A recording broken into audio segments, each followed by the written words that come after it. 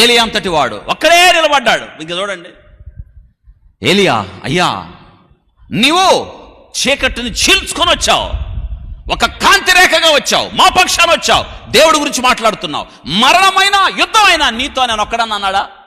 చెప్పండి, ఒక్కడన్నా అన్నాడా లేదా? పెద్దగా చెప్పాలి, అన్నాడా లేదా? ఒక్కడల్లా. నిజంగా ఏలియా ఎంత ధైర్యం ఆలోచించండి. ఇంత చేసిన ఏలియా పక్షాన ఒక్క నిలబడలేదు.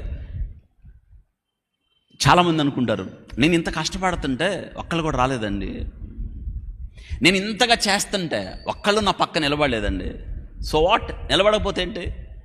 నీ పక్షాన దేవుడే ఉన్నాడు. దేవుని కొరకు కదా నువ్వు పనిచేస్తున్నావు. మనుషుల మీద ఆధారపడి పనిచేస్తున్నావా? లేదు కదా.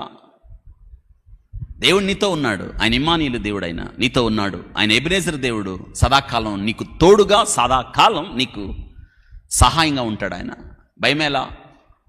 నీ పన్ను కొనసాగించు, అధైర్యపడద్దు, వనరులు చూడొద్దు. నా పక్క ఎవరున్నారు, నన్ను బలపరిచారు ఎవరున్నారు, నాకు చేయూతనిచ్చే వాళ్ళు ఎవరున్నారని ఏ రోజైతే నువ్వు అనుకుంటావో నీ జీవితంలో నువ్వు ఎన్నడూ దేవుని కొరకు పని చేయవు. నీవు ఎవరి మీద అనుకున్నావో చూడు, దేవుని వాక్యం చెప్తుంది. నో, ఈరోజు చాలామంది తెలుసా, నేను అంటాను, చాలామంది మనుషుల మీద ఆధారపడుతున్నారు. మీరు ఇవ్వాలి, నేను సేవ చేయాలంటే ఎందుకు ఇవ్వాలి? మీరు చేయి చాచండి, ఎందుకు దాచాలి? తెలుసా, మనుషుల మీద ఆధారపడి మీరు ధనం ఇవ్వండి, ఇది కడుతున్నాం, మీరు ధనం ఇవ్వండి, చర్చి కడుతున్నాం, మీరు ధనం ఎందుకు ఇవ్వాలి? వాళ్ళకి స్థానిక సంఘాలు లేవా? ఈరోజు ఇవి ఎక్కువైపోయినాయి. మనుషుల మీద ఆధారపడి చాలామంది అంటారు, మీరు ఇస్తేనే సేవ జరుగుద్ది. ఎందుకు జరుగుద్ది?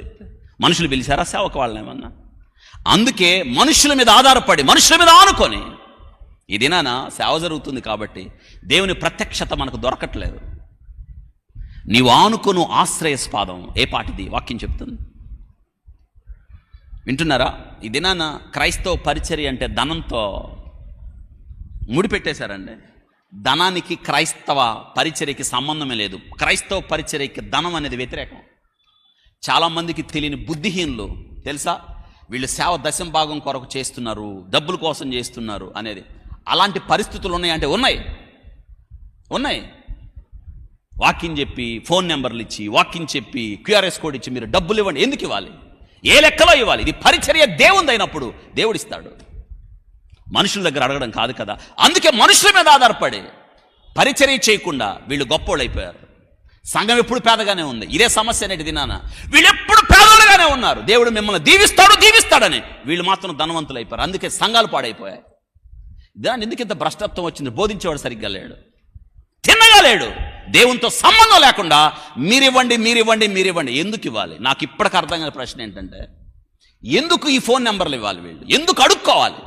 ఇదే నేటి దినాన బలమైన దేవుని సేవకులు ఘోషిస్తుంది ఏంటంటే, ఈ ప్రజలకు బుద్ధి లేదు, వాళ్ళ చెవికెక్కించుకోరు, అబద్ధ బోధల వైపు పరుగులు తీస్తుంటారు. సత్యాన్ని ప్రకటిస్తూ సత్యము ద్వారా రోషాన్ని, పౌరుషాన్ని పెంపొందించే సేవకులు వాక్యం చెప్తుంటే ఒక్కడేనడు. విచిత్రం కదా.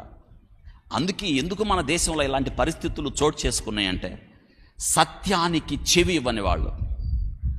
నిజమే కదా, సత్యానికి చెవి ఇవ్వని రోజులు వచ్చేసాయి. పౌలు గారు తిమోతి చెప్తున్నాడు, తిమోతి, ఇవి చివరి దినాలు, అంత్యకాలాలు.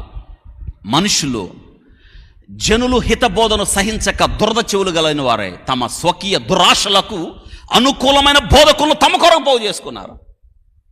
విచిత్రమైనవి కనిపిస్తూ ఉంటాయి టీవీల్లో కదా. ఎంత విచిత్రం అండి,